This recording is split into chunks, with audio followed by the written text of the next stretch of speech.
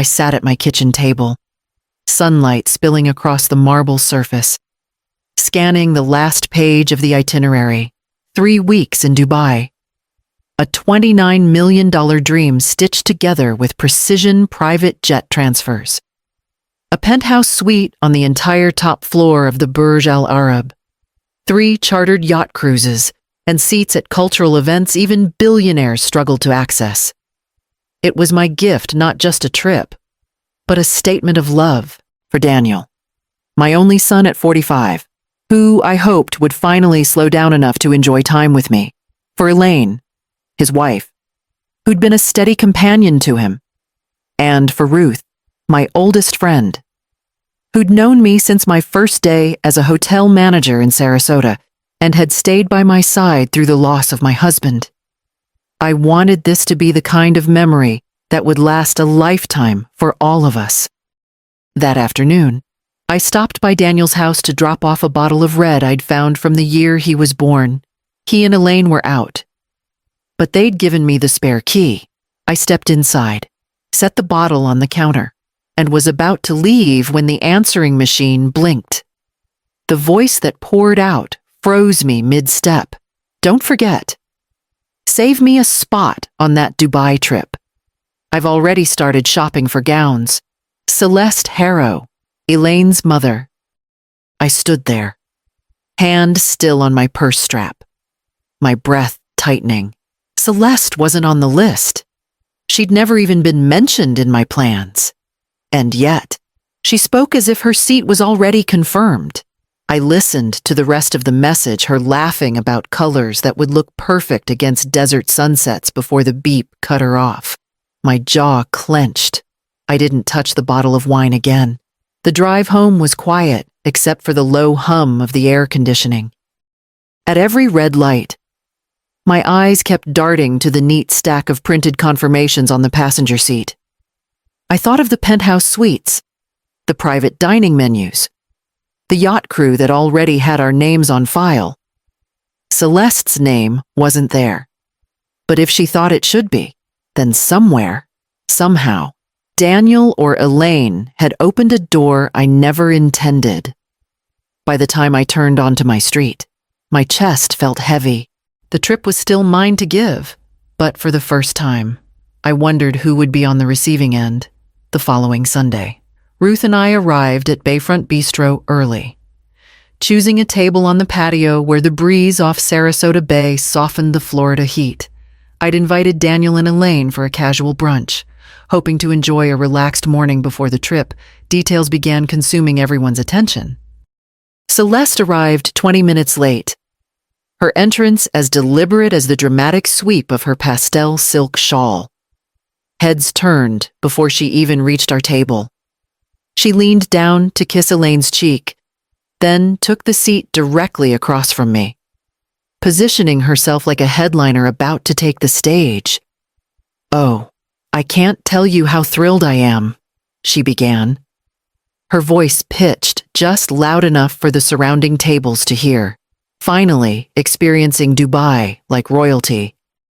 The Burj Al Arab, the desert galas, those private soirees I've read about for years. I kept my face neutral, but my pulse quickened. She had just listed 2 events I'd booked through personal contacts, details I hadn't shared outside of the reservation team. Ruth's gaze flicked to mine, sharp and questioning. Elaine smiled faintly, her fork poised over a fruit plate. Daniel said nothing, sipping his coffee as though the subject were a weather report. Celeste continued, animated and glowing. "I've already spoken to a designer about my evening gowns. I hear the gold and white ballroom is breathtaking, especially under the chandeliers. It will be my crowning trip before my knees give out." She laughed at her own joke, patting Daniel's hand as if he were the one making her dreams come true. Inside, my mind was sifting through the possibilities. Someone had fed her those details. They weren't guesses, they were too specific, too accurate. I nodded politely, sipping my tea. "It certainly will be memorable," I said, keeping my tone even. the kind I'd perfected during decades of smoothing over high-maintenance hotel guests. Her eyes glimmered, perhaps sensing something beneath my calm. I set my cup down, fingers steady. Though every instinct told me this was no casual brunch conversation, whatever game Celeste thought she was playing, it was becoming clear that she wasn't just a spectator. She was already stepping onto the field. Daniel called 2 days later, his voice warm but with an undercurrent I couldn't quite place. "Mom, can you come by tomorrow afternoon? I want to talk about the trip." I arrived at his house with a small bag of fresh pastries, expecting a conversation about packing lists or flight preferences. Elaine opened the door, offering a quick smile before retreating to the kitchen. Daniel gestured for me to sit at the dining table. He poured coffee, then cleared his throat. "I've been thinking, maybe Ruth could step aside and let Celeste join us instead. You know, family first." The words landed heavier than I expected. I set my cup down carefully. Ruth has been my friend for over 50 years. She's part of this family in all the ways that matter. And besides, the trip is fully booked, every suite, every seat, every event. They're locked in. Daniel leaned back, drumming his fingers on the table. "You've always been good at moving things around. We'll make it work somehow." There, it was not a suggestion, but a seed planted with the assumption I'd nurture it. I met his eyes. My tone measured. "Daniel, this isn't just about logistics. This is my gift." It was planned with very specific people in mind. Elaine emerged from the kitchen with a tray of mugs, setting one in front of each of us. She didn't look at me, just adjusted the sugar bowl before sitting beside Daniel. He took a slow sip of coffee, the kind that fills a silence on purpose. I just think it would mean a lot to Elaine to have her mother there. I didn't answer that directly. I'd learned over the years that pushing back too soon only gave the other side time to prepare their counter. Instead, I glanced at my watch, made a polite excuse about needing to meet Ruth, and stood to leave on the drive home. The Florida sunlight felt too sharp through the windshield, whatever this was. It wasn't casual. Celeste wasn't just daydreaming her way into Dubai, she had help. And I was beginning to see exactly where it was coming from. It was just after sunset when my doorbell rang. I wasn't expecting anyone, and the sight of Daniel, Elaine, and Celeste on my doorstep felt oddly staged, like the opening to a conversation I hadn't agreed to have. "We thought we'd stop by," Daniel said, stepping inside before I could respond. Elaine followed with a bottle of wine, Celeste gliding in last, her perfume arriving a second ahead of her. I fetched glasses, more out of habit than hospitality. We sat in the living room, the wine breathing on the coffee table between us. Daniel poured, then leaned forward with that forced smile he uses when delivering bad news. "Mom," he began, "we've decided Celeste should take your place on the trip." The words were so casual they might as well have been about changing a dinner reservation. I kept my face still, though my pulse quickened. "You've seen the world," he continued. "Celeste's never left the country. It's her turn." Celeste placed her hand over her heart. "It means so much. Marietta, truly." Her voice dripped with gratitude, but her eyes held the glint of someone who'd already unpacked in her mind. I didn't speak. Years in the hospitality industry had taught me that silence could be more disarming than outrage. Then came the twist, Daniel, with the ease of someone confident in his position, mentioned they'd already told a few mutual friends I wouldn't be going. I lifted my glass, taking a slow sip. My mind, however, was anything but slow. The logistics of the trip ran through my head, the reservations, the contracts, the points of control. All in my name. They thought this was settled. They thought I was out. I set my glass down carefully, meeting Daniel's eyes with a steady calm I knew would unsettle him later. "I see. was all I said. Inside. The decision was already taking shape. I wouldn't fight here. Not tonight. But I would decide exactly how this story would end, and it wouldn't be the version they were expecting. The next morning, I called Ruth. She answered on the first ring, her voice bright as always. But it dimmed quickly as I told her what had happened. "They actually said that you wouldn't be going," she asked. Her tone tight. "Not just said it." I replied, "They've already told people I'm out." Ruth was silent for a beat before speaking again. Her words deliberate. "Marietta, everything is in your name. The flights, the suites, the events. Every single confirmation went through you." I sat back in my chair, her reminder unlocking something in me. She was right. Control wasn't gone. I still held the keys. An idea began to take shape. Sharp and precise. I wouldn't cancel. That would be too obvious. Too easy for them to paint me as the villain. No. I would let them go, just not to the trip they thought they were taking. I pictured it, the $29 million extravaganza pared down to its bare bones. Commercial flights, standard hotel rooms, public tours with long lines, all perfectly functional. Nothing technically wrong, but a far cry from the royal treatment they were expecting. And the savings from those downgrades that would fund my own 3-week escape to the Maldives. Overwater villa, private chef, daily spa treatments, a trip with no one to demand my seat, my patience, or my silence. As the plans settled in, memories rose like old receipts I'd never thrown away covering Daniel's tuition when he fell behind. Helping with a mortgage payment after he mismanaged his business accounts. Loaning him money for emergencies that never saw repayment. Each time, I'd told myself it was what a mother did. Each time, the gratitude faded faster than the ink on the check. This time would be different. I pulled out a notepad and began listing the changes, the ones that wouldn't breach contracts. The ones only I had the authority to make. By the time I set my pen down, the plan wasn't just an idea anymore. It was a schedule, and I intended to keep it. 2 days later, I drove to Tampa to meet with my travel concierge, Clarice, at her glass-walled office overlooking the bay. She had been my partner in assembling every intricate detail of the Dubai trip, from the chartered jet to the midnight yacht dinners. When I told her I needed to make a few adjustments, her brows arched. Adjustments, I slid my notepad across the desk.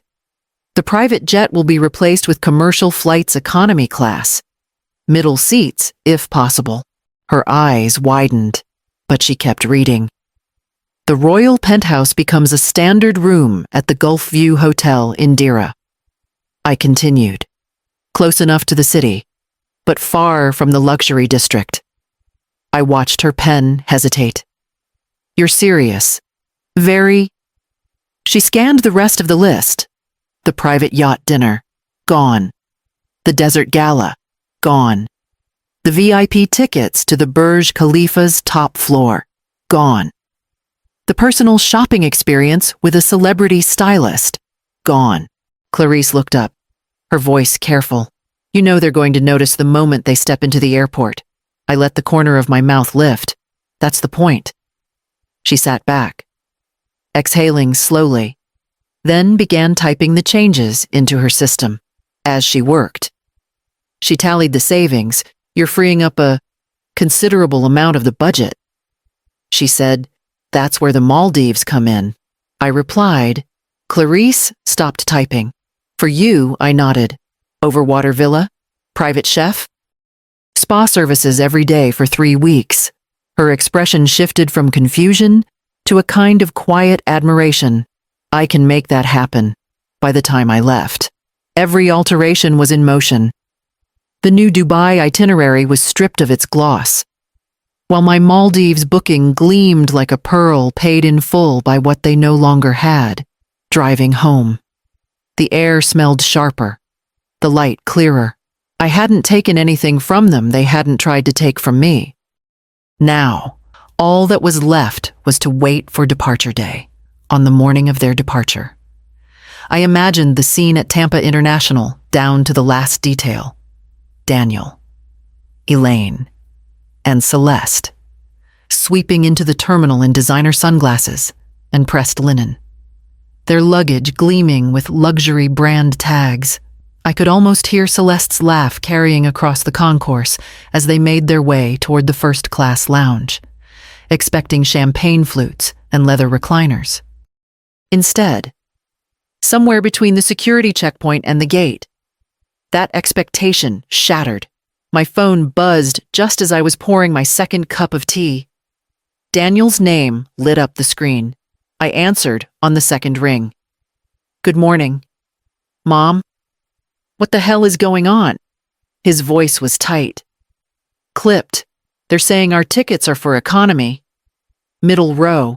There has to be some mistake." "There's no mistake," I said evenly. "What, we were supposed to be on the jet. First-class service. Everything. This isn't what you booked." I took a slow sip before answering. "Once a gift is given, it belongs to the receiver. You decided who would go. I decided what kind of trip they'd have." There was a pause, the kind where I could hear him trying to piece together just how much I'd altered. Then his tone shifted from confusion to anger. "You can't just—" "I can." I cut in, my voice calm but firm. "And I already have." Celeste's voice came faintly in the background, sharp and urgent, but I couldn't make out the words. "I'll let you board now," I added, glancing at the clock. "Wouldn't want you to miss your flight." Before he could respond, I ended the call. I set the phone down beside my tea and opened my laptop. My Maldives itinerary was waiting in my inbox. Seaplane transfer confirmed. Villa stocked with fresh fruit and champagne. By the time their plane lifted off for Dubai, I would be boarding mine for the opposite direction, toward quiet waters and air that smelled of salt and nothing else. By the time they landed in Dubai, the fantasy they'd built in their heads had already begun to crack. Celeste called me from the hotel lobby, not to thank me, but to inform me, in a tone halfway between outrage and disbelief, that the suite was nothing more than 2 adjoining standard rooms with views of a concrete parking lot. "It's sweltering here," she said, "and the air conditioning is inconsistent." I could picture her fanning herself with a hotel brochure, the pastel silks from brunch back in Sarasota now sticking to her skin. Elaine's voice chimed in faintly behind her mother's complaints, sharp with irritation. "We've been standing in line for an hour just to get into the museum. No VIP entrance, no guide." I let them speak, offering nothing but polite hums in response. Later that day, I heard from Ruth, who had been following their trip through social media. They posted about trying to get into the desert gala, she said with a chuckle. "Apparently, it's sold out." Of course it was. I'd canceled it myself, along with the private yacht dinner and the Burj Khalifa top-floor sunset. The things they thought were the highlights of their trip were simply gone, and there was nothing they could do to bring them back. Meanwhile, I was settling into the Maldives.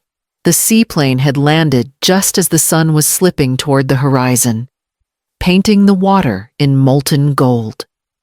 That night, I dined at a table set over turquoise water, the waves lapping gently beneath my feet. The only sound was the soft hum of the ocean, the air warm but forgiving. I took one photograph, the kind you had to look at twice to realize it was real, and posted it with a caption, "Peace is priceless." Then I set my phone face down and returned to my dessert. The quiet was perfect, and I had no intention of letting anything interrupt it. It was just past noon in the Maldives when my phone rang. Elaine's name flashed across the screen. I considered letting it go to voicemail, but curiosity won. Her voice was shaky, strained. "Marietta, I can't do this anymore. She's impossible. Every day it's something: the heat, the food, the hotel. She even complains about the sand. I could hear muffled voices in the background, sharp and overlapping. Then the line went quiet. An hour later, a text from Daniel arrived. You were right. No explanation. No flourish, just those 3 words. By the end of the week, the story unfolded. Celeste had decided Dubai wasn't truly Dubai unless she came home draped in couture. She dragged them through boutiques far outside their budget, waving price tags in Daniel's face like a challenge. When he reminded her of their limits, she accused him of embarrassing her in public. Fights broke out in the hotel lobby, on the street. Even during dinner, Elaine admitted she'd started spending more time alone just to avoid the tension. I said little on the phone, letting them talk, letting the weight of their choices settle on them without my commentary. When they returned home, Daniel called and asked to come over. He arrived looking thinner, older, his tan doing nothing to hide the exhaustion in his eyes. I'm sorry, he said as soon as he stepped inside, for letting her push me, for making you feel like you didn't matter. I poured us both coffee and sat across from him, studying the man I had raised. His apology was careful, measured. It was what I'd hoped to hear, but not something I was ready to embrace fully. I listened, nodding occasionally, but kept my hands wrapped around the warm mug instead of offering the reassurance I could see he wanted. Some things couldn't be smoothed over in one afternoon. A few quiet weeks passed before I called Daniel and Elaine, inviting them over for dinner. Ruth joined us too, bringing her famous lemon tart. The air was calm. The table set with my best china, as though nothing had ever fractured between us. We talked about small things at first: the weather, Ruth's garden, a new seafood market that had opened in town. Then, as the plates were cleared, I folded my hands in my lap and looked at them. I wanted to tell you all something important. I began. I've decided I'm not going to fund family extravagance anymore. No more trips just to say we did them. No more luxuries we can't appreciate. Instead, I'm creating something lasting: a travel grant for seniors who've never left the country. It will be named after your father. Elaine blinked, and Daniel's brow furrowed. A travel grant. Yes, I said. Every year, one recipient will have the chance to see the world in a way they never thought possible. All expenses covered. No strings attached. Ruth smiled at me, understanding before the others did. Daniel leaned back in his chair, half curious, half wary. And who's the first recipient? I took a sip of water before answering. Mrs. Albright. She lives 2 doors down from Celeste. Elaine's eyes widened. Daniel froze, remembering the stories how Celeste had laughed at that woman for never going anywhere nice, mocking her thrift store dresses and backyard barbecues. She'll be spending 3 weeks in New Zealand. I continued evenly. Private guides, first-class flights, the works. No one spoke for a long moment. Daniel finally exhaled, his gaze falling to the table. I could see he understood this wasn't spite. It was a statement. Later, after they left, I carried my coffee to the lanai.